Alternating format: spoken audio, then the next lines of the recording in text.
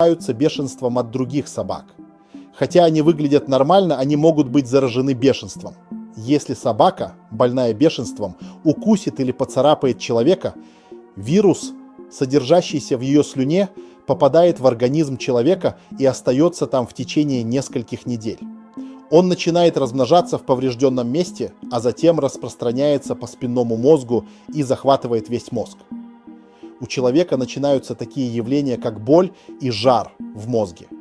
Когда этот вирус захватывает мозг, человек начинает бояться воды, сходит с ума и умирает, впадая в кому.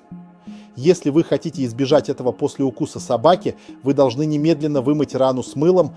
Если вас укусила собака, то вот как нужно спасать свою жизнь от бешенства. Каждый год в мире от бешенства умирает более 20 тысяч человек. Бешенство передается от собак к людям, а некоторые из них заражаются бешенством от других собак. Хотя они выглядят нормально, они могут быть заражены бешенством.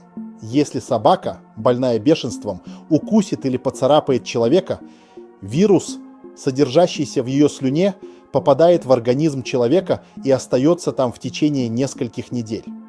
Он начинает размножаться в поврежденном месте, а затем распространяется по спинному мозгу и захватывает весь мозг.